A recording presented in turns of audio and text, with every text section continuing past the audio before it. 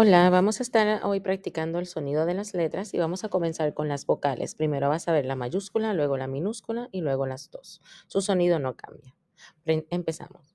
A, A, A. O, O, O.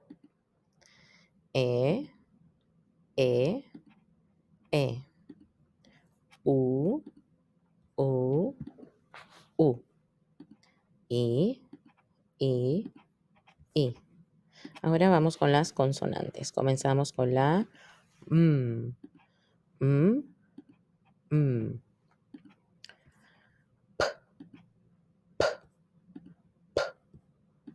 S, S, S.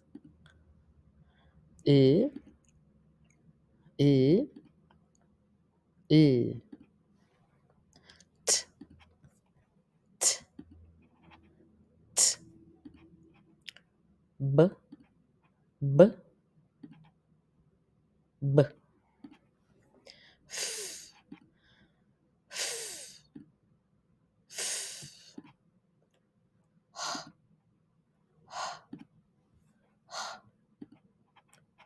N, N, N. D, D, D. En la C tiene dos sonidos. Ahora vamos a enfocarnos cómo suena cuando tiene las vocales A, O, U. K, K, K. R, R, R. La G también tiene dos sonidos. Con la A, O, U suena G, G, G. V, V, V. S, S, S. J, J, J. Cuando le acompaña la vocal I, E, la C suena S, S, S. Cuando la G le acompaña la I y la E suena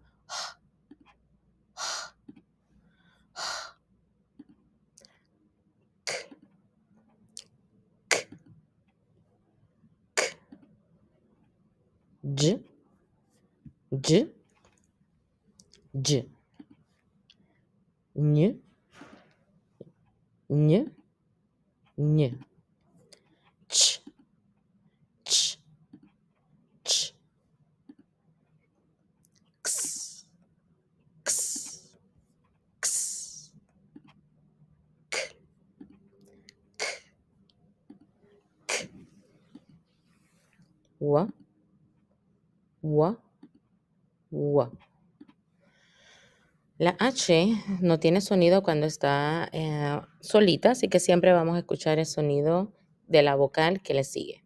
Bueno, esto es todo. Gracias por acompañarnos y espero que le haya sido de beneficio para repasar nuestros sonidos en español. Bye.